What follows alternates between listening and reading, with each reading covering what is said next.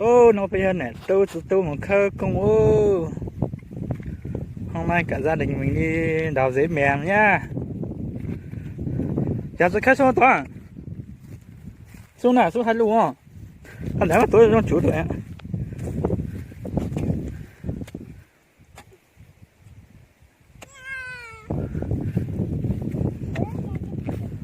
Khách xuống toàn hai luôn cái này. Xuống được cái không? cái toán và cái tán chỗ đi vậy. Tôi cho hai cái tay cho anh đấy. Anh nghĩ nhà mình đi đào giấy mèn này.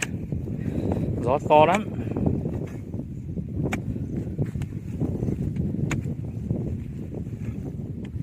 Cái khơi còn lại mấy này thì khơi nó tuột đi. Hay là khơi tuột tí thôi. Không phải là khơi tuột. Để xuống nhau gì rồi.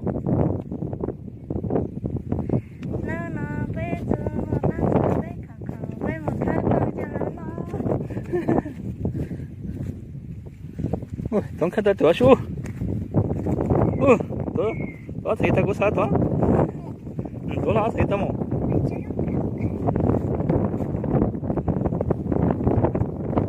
Muốn là tôi mi. Tổng một bánh sữa.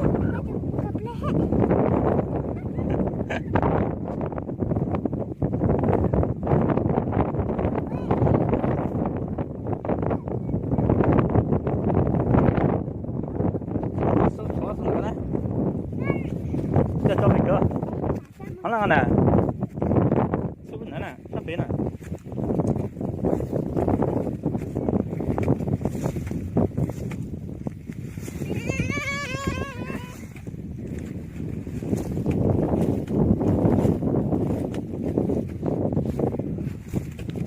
Buổi sáng chúng ta là chọn.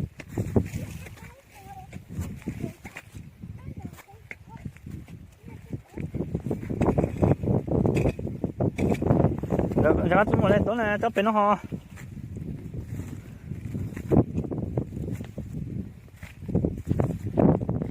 Oh, saya trong tọt trong à. Đi xuống này toán. Xuống mi khóa xuống à. Oh, còn lại khai tụi lục thiếu. Sẽ có làm gì cơ? Gì nọ tuổi? Gì có tiền này, khai là tới cái gì có tiền nữa. Mỹ cái đó là rất bao đấy, còn chỉ có tiền này cho hả? Đi xuống này. Không à?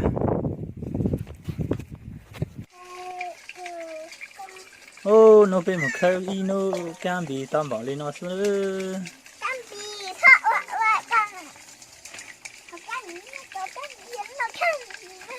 Tụi nó ăn một bánh sữa khác thì Mỹ tung nó này.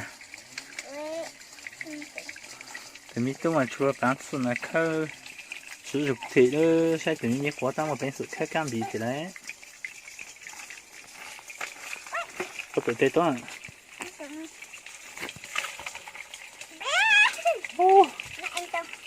giá dùng còn là mua nhất tu học quá tí là mua ô nghe nghe được